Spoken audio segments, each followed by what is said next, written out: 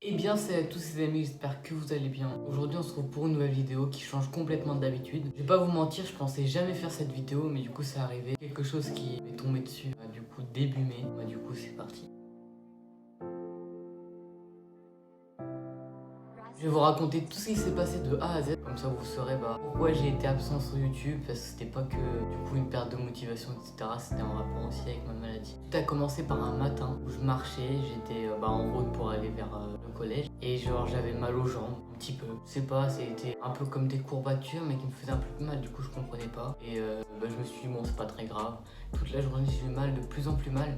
Il n'y a que quand j'étais assis que j'avais pas du tout mal. Et je me suis dit, bon, c'est pas grave, ça va passer. Le lendemain, je me suis dit, c'est bon, je me lève, j'ai encore plus mal. Je comprenais pas, je me suis dit, bah là, c'est pas un simple truc parce que normalement, quand t'as par exemple des courbatures, ça fait que, genre, en une journée, c'est bon, ça passe, tu vois, tu dors et hop, c'est terminé. Et non, j'avais toujours mal. Et je me suis dit, bon, bah, on verra. Et le lendemain, encore plus mal. Et là, je commence à me dire, bah, c'est pas normal. Tout le monde me dit, mais je pense que c'est parce que tu grandis et tout. Du coup, je me dis, ah ouais, c'est fort possible, tu vois. Parce que je suis une personne très petite, du coup, je me suis dit, voilà, c'est normal. Du coup, j'avais très mal pour aller au collège. C'est pas le pire pour l'instant. Le lundi, qu'est-ce que j'avais mal? J'ai marché, mais je crois que j'ai jamais eu autant de mal de ma vie. J'avais une sensation d'explosion sur ma jambe. C'est pas une sensation d'étirement, une sensation un peu d'explosion, comme si j'avais une bombe à retardement dans la jambe. Du coup, on s'est dit, le lendemain, on va chez le médecin. Du coup, on va pas chez mon médecin traitant, du coup, on va à SOS médecin. Et il me dit que c'est rien, t'as une douleur à l'aine. C'est un endroit, il paraît, où tu grandis. Du coup, on s'est dit, bon, bah voilà, c'est rien, tu grandis. Il me dit un peu de médicaments comme Doliprane, d'ibuprofène, et hop, ça va passer. Du coup, il me dit, ça va passer. Au fur et à mesure, j'ai un peu moins mal, mais c'est toujours pas passé. Du coup, tout le monde me demandait qu'est-ce que j'avais. Et moi, je disais, bah du coup, c'est rien, je grandis. Et il y a un jour, du coup, c'était à peu près une semaine après, je sortais de ma douche. Et là, je vois que ma jambe gauche est 2 fois plus grande que ma jambe droite, 2 fois plus dure. Et là, on se dit vraiment, c'est pas normal. On décide le lendemain de me prendre un rendez-vous à l'hôpital. Ah non, c'est pas on m'emmène à l'hôpital. On retourne à SOS médecin, un autre médecin, et là, il me dit, je sais pas, je connais pas. Je vous donne directement un papier pour vous rendre directement à l'hôpital. Trajet de SOS médecin à l'hôpital, c'était vraiment l'enfer. Qu'est-ce que j'avais mal? J'étais obligé de faire des pauses toutes les 2 minutes pour m'asseoir. Je vais à l'hôpital, du coup. Je fais un Doppler, c'est un truc où tu vois ce que t'as dans la jambe, du coup. Et là, on me dit, vous avez un caillot dans le sang. Un gros caillot, un caillot de 20 cm qui bouge votre veine principale dans la jambe gauche. Ça s'appelle une thrombose phlébite, ce qui est donc ma maladie. Du coup, vous vous dites, comment t'as fait pour attraper cette maladie? Du coup, c'est une maladie héréditaire de ma mère. Ma mère a exactement la même maladie. On me garde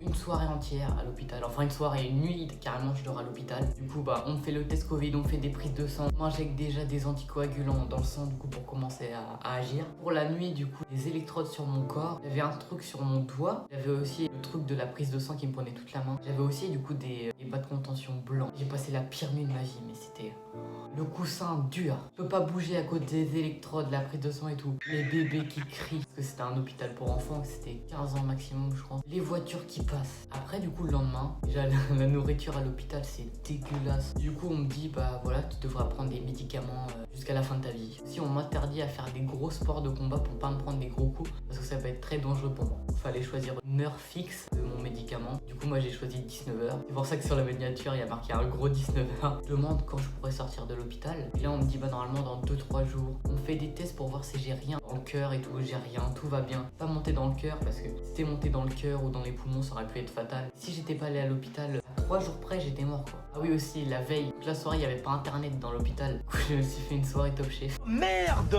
Oh, c'est con ça! Il y a un médecin qui vient me voir à peu près 2 heures plus tard et qui me dit, mais en fait, c'est bon, appelle ta maman, tu peux sortir ce soir. Du coup, moi, j'étais trop content. Je suis sorti le soir. Du coup, après être sorti de l'hôpital, c'était pas terminé. Des bas de contention. Du coup, je devais les porter pendant 3 mois. Je les ai toujours sur moi. Normalement, demain, je devrais les enlever. Et du coup, pendant 2 mois, j'ai eu des bas de contention. C'est des sortes de collants, du coup, qui te montent pendant toute la jambe. Et après, pendant le mois d'août, des chaussettes de contention qui montent que jusqu'au genou. Du coup, quand je suis revenu de l'hôpital, je devais rester 5 jours sur mon lit sans bouger. C'était dur, hein. Les bas de contention, j'ai le droit de les enlever que pendant la nuit et pendant que je me lave. On me faisait des piqûres, une piqûre par jour, du coup, pendant 5 jours. Après les 5 piqûres, du coup, bah, je passe aux médicaments jusqu'à la fin de ma vie. Après, du coup, je commence à remarcher petit à petit, voilà. Après, c'est la fin, j'ai même passé mon brevet, voilà, c'est carré. Pendant les vacances, du coup, pendant 2 mois à porter des collants, ça veut dire que j'ai pas le droit d'aller à la piscine. J'ai de la chance qu'il faisait vraiment pas beau. Après, au mois d'août, j'ai commencé à pouvoir aller à la mer, aussi aller à la piscine, genre en mode t'enlèves tes collants, tu vas dans la piscine, et en sortant de la piscine, tu vois, tu sèches tes jambes et tu remets tes collants. Et vous inquiétez pas, maintenant ça va mieux.